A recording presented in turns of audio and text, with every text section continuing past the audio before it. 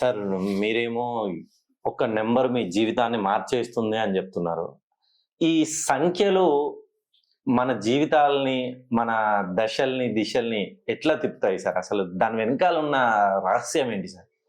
తప్పకుండానండి. ఎందుకంటే ఇప్పుడు మనం నిత్య జీవితంలో మనం నెంబర్లతోనే సహవాసం చేస్తున్నాం. ఓకే. ఇప్పుడు ఉదయం లేవగానే మనం ఏం చేస్తామంటే టైం చూస్తాం, అది నంబరే. హ్మ్. హ్మ్.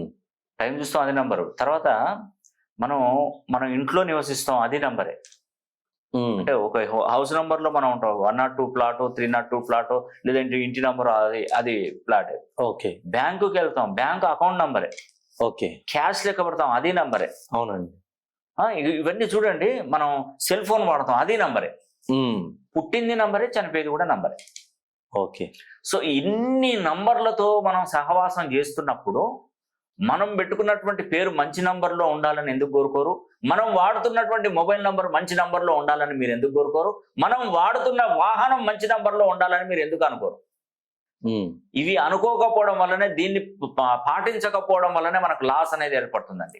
ఓకే. నేను పదే పదే చెప్తున్నాను, మనం ఏదైనా మొబైల్ నంబర్ తీసుకున్నప్పుడు యూనివర్సల్ నంబర్ తీసుకోండి. మీరు ఫ్యాన్సీ నంబరు 99988866 అని ఒక 5, 6, 6 వస్తే అది ఫ్యాన్సీ నంబర్ అంటారు. అది దేనికి పనిచేయదు. ఓకే.